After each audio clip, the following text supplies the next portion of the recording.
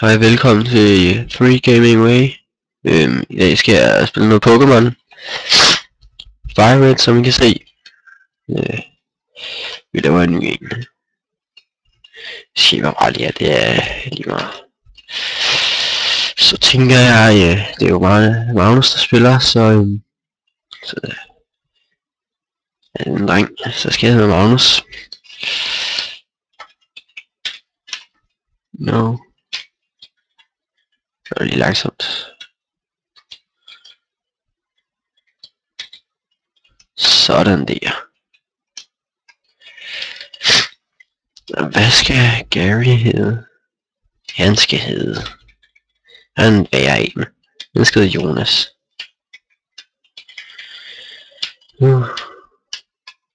Det er dårligt det der.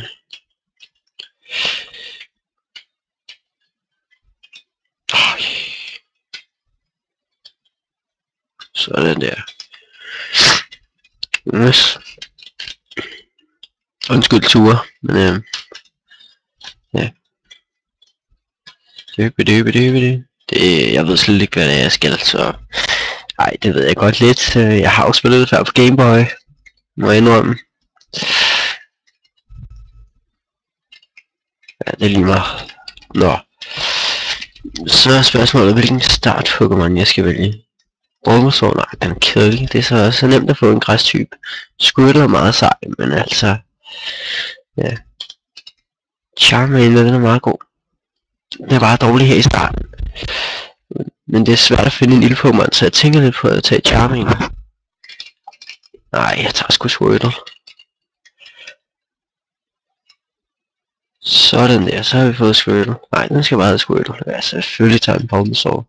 Så er det modsatte. Oh ja, yeah, kom så, Squirtle.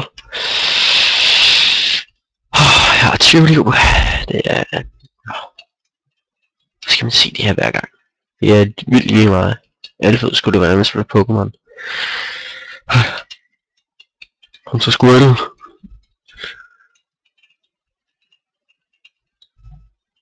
Jeg er level 6, det har jeg ikke forventet.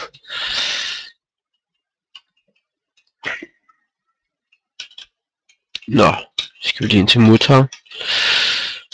Tale lidt med hende. Sådan der. Fordi så bliver min Squirtle nemlig healet. Eller healet. Nå, så skal vi faktisk lige op her. Men vi træner lige Squirtle lidt. Jeg skal gerne blive stor og stærk. Jeg skal blive til en stor Pokémon. Som der er nogen der ved hvilken en er. Men jeg siger det ikke. Oh shit. Men det er ikke så godt. En mere. Ja. Skal vi lige få healet, fordi han har kun et liv tilbage. Det er ikke særlig godt. Nå. Okay, jeg kan ikke lade være. Den hedder Blastoise. Squirtles fuldudvikling. Vi skal lige tale med ham her. Så kan vi smutte igen. Fordi ham kan vi nemlig ikke komme forbi. Men der skal man forbi lige lidt senere. Okay. Vi tager bare igennem her.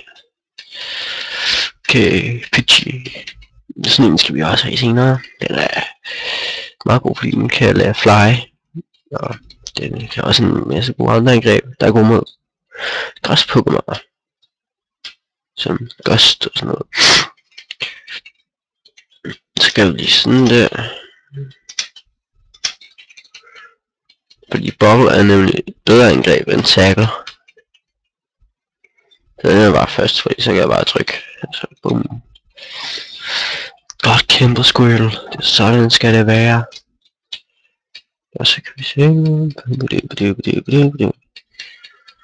Ja. Nu kommer Jonas. Ja, den er fed. Skal være vores Pokédex. Vores Pokéballs. Spændende. Det er irriterende, at der ikke er en skip-knap. Nå. Squirtle. Nå, ja.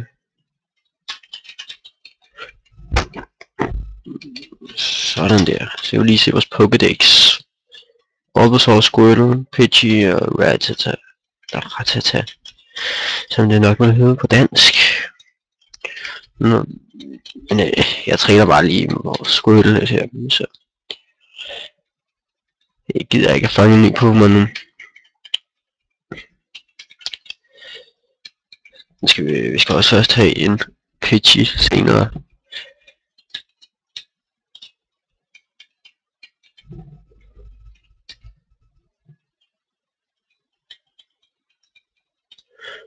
Ja, det... det blev 8. Men vi har lige lært Bubble, så vi lærer nok ikke noget nyt her. Det er virkelig kedeligt at se på det her, kan jeg godt fornemme. Ja, nej, det kan jeg selvfølgelig ikke, men jeg synes selv, det er kedeligt.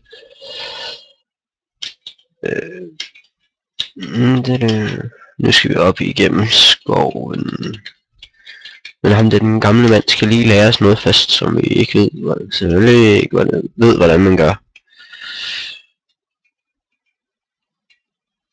Nej. Vi vil fange en Weedle.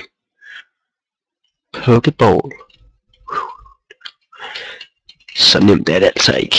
Vel, gamle mand. Nu har vi fået sådan en lorte-tv. Nu kommer jeg til at trykke igen. Vi kan ikke løbe nu, det er virkelig irriterende. Vi træner lige lidt ekstra. Nu skal vi ud i skoven, og så skal vi tilbage en masse gange, fordi de har poison. Eller det mest Weedle, der har det. Jeg tror ikke de andre har. Jeg tror faktisk kun det er Weedle. Det er lige... to på. Det er den der lorte på, men der. Tjek om. Så har den slinger tag eller sådan noget. Det er sygt irriterende. Poison sting. Og nogle gange kan det godt give poison. Kattepige kan ikke. Det mener jeg i hvert fald ikke. Level 6. Ja, sådan der. Jeg gider ikke at træne der. Vi er nødt til bare at komme igennem. Fordi, nu siger jeg lidt meget, men Squirtle er rimelig god mod den første. Poison mod den første Gym Leader, som er Brock. Som det jo også er i den rigtige, eller som den er i mangaen. Eller, nu er en ny angreb, det er bare lort. Jeg dør. Hvis jeg ikke lige når... Nej, Weedle. Et liv tilbage. Seriøst. Hej. Ikke. Nej, nu dør jeg. Der døde jeg. Nu er jeg nødt til at give nogle penge, og så skal jeg tilbage igen, og så skal jeg hele vejen derop igen. Jeg er ikke så stærk hos Pokémon. Jeg kan også lige starte med at vise hernede. Der skal man hen senere. Nå, skal man kæmpe mod ham nu? Shit. Det havde jeg helt glemt. Men ja. Hernede skal man for at komme i ligaen. Nej, kom nu. Squirtle. Vi har ikke crittet en eneste gang. Vi misser bare hele tiden også. Jeg kan ikke engang tage Pidgey. Så kommer Bulbasaur, som så nakker mig, fordi han misser hele tiden. Nu skal jeg også give ham penge. Nej, det skal jeg. Okay, jeg er nødt til at træne min Squirtle her. Den er rigtig dårlig.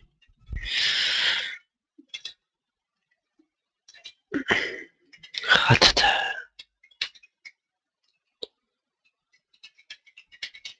Den skal jeg i hvert fald ikke have. Den er vildt dårlig.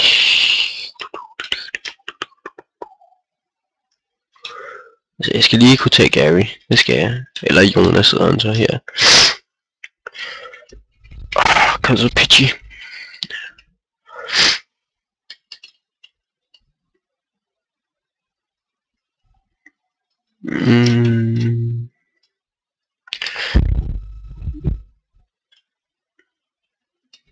Jeg er ikke så erfaren inden for de her spil. Jeg er mere til Ruby og Sapphire, men lad det nu ligge.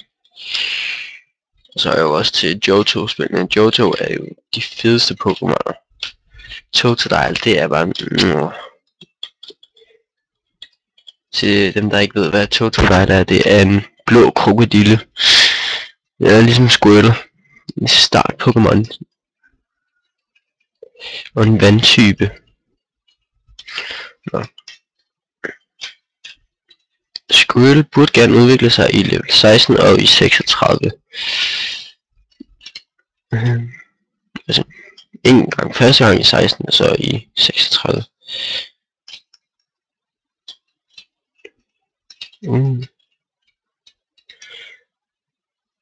Nu skal, den skal dø, Den kunne jeg også godt fange, men den er bare lort. Ikke lort, men kan kun udvikle sig en gang. Okay, nu. Nej, jeg skulle ikke prøve nu. Jeg havde ikke kun liv, men... Se, han har 1 level 9. Og 2 level 9 hedder det. Se, jeg kan ikke ramme, fordi den er lortefugl der. Sprøjter sand i øjnene på mig.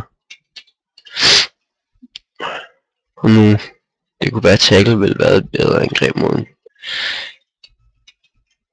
Eller en type. Bulbasaur. Den giver kun 3 skade ad gangen. Men er det ikke nok? Jo, når jeg misser. Nej, så tæt på. Fuck dig, Squirtle. Nu skal jeg betale endnu mere, fordi jeg tabte. Okay. Måske skulle jeg... Ja, jeg har sgu en poison, eller potion. Hvorfor bruger jeg ikke den før? Mankey. Jeg kunne fange Mankey, den var faktisk udmærket. Men den var kun level 2. Den var fair.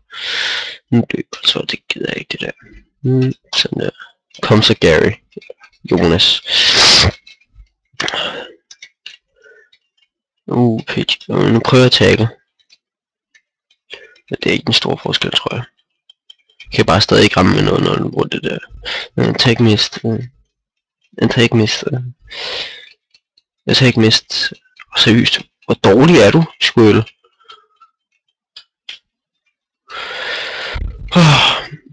Kom så, Squirtle. Nu skal vi prøve Bubble, ikke også? Kom nu. Ja. Hvor er han? Okay. Nu har jeg den her på. Se, han critter hele tiden. Okay, efter det. Okay, nu gør det. Nu gør det kraftedeme. Okay, sådan der skulle det nu. Oh shit. Kom så Squirtle. Ej, hvor er det herligt. Nå, nu viser jeg lige det, jeg gerne vil vise før.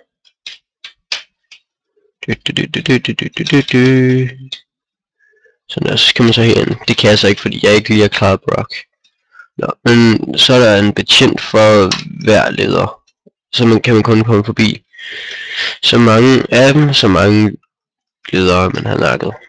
Og jeg har ikke nakket nogen, så jeg kan selvfølgelig ikke komme forbi nogen, som jeg sagde før. Okay, jeg skulle måske træne lidt.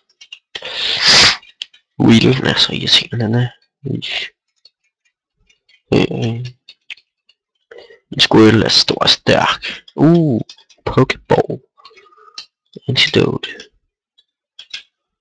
Sådan der.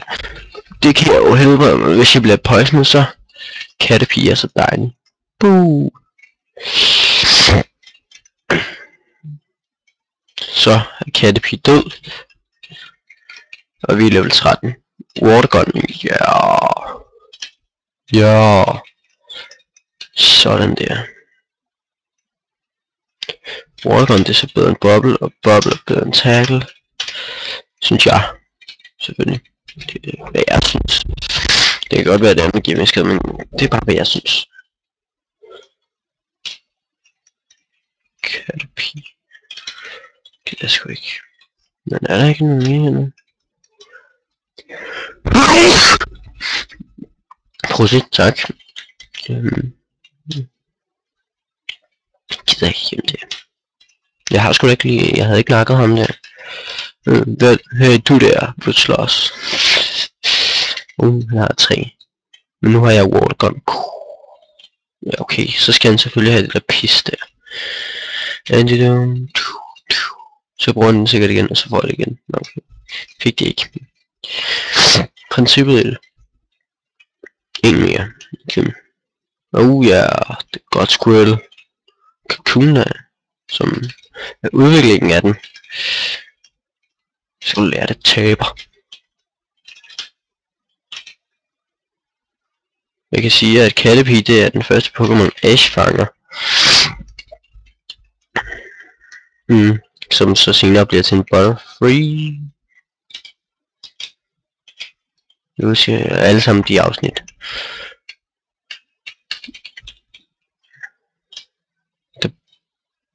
Der er den. Jeg gik lige forbi den.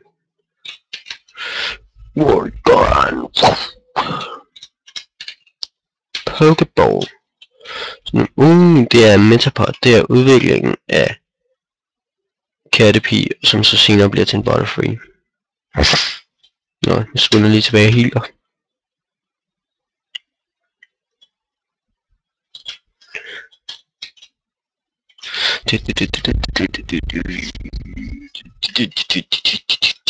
Nå.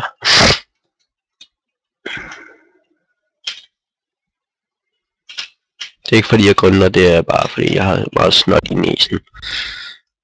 Bare lige. Just so you know. Her har bare lige været. Okay, der var ikke noget hernede. Nej, lad nu være. Okay, skal jeg smøre dig? Skal jeg smøre dig? Skal jeg smøre dig? Skal du tæsk?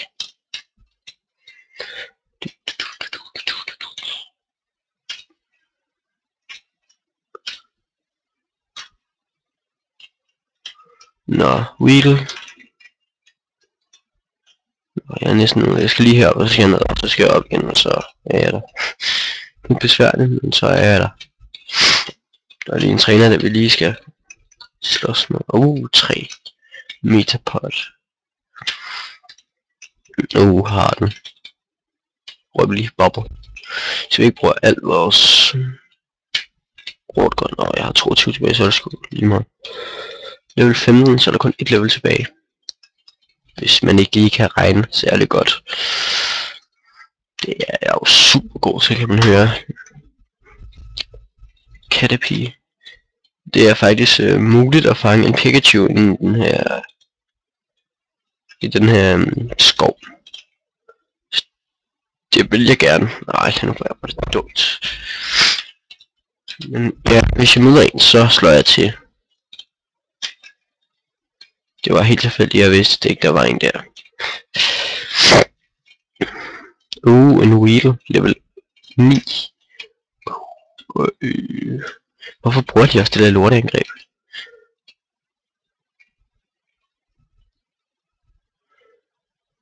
Giv mig en.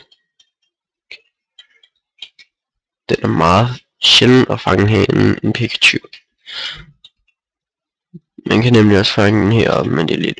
Vi prøver lige en gang. Ratata. Kriddle.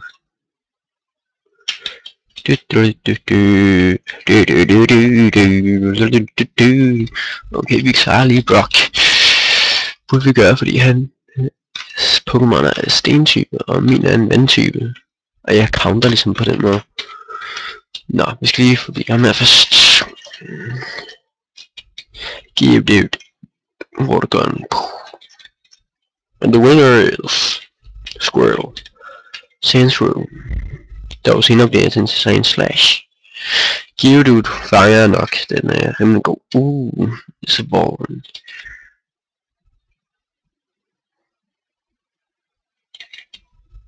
Kan ikke udtække den sammen ordentligt, så det lader bare være. Nå, Brock. Geodude. Watergun. Onix, som jo totalt nakker Pikachu i afsnittet, men så er der nogle sprinkler, der går i gang, og så taber Brock til Ash. Og så går Brock med ham, så går de i en grotte, og så finder de en masse Zubats, og så fanger han en Zubat, og så alt muligt. Nå. Men så har vi lige vundet mod Brock her. Det var det første gym, eller første leder, eller første emblem, hvad man vil kalde det, men jeg vil bare sige tak for i dag. I har været super godt publikum derude, men ja, det er super.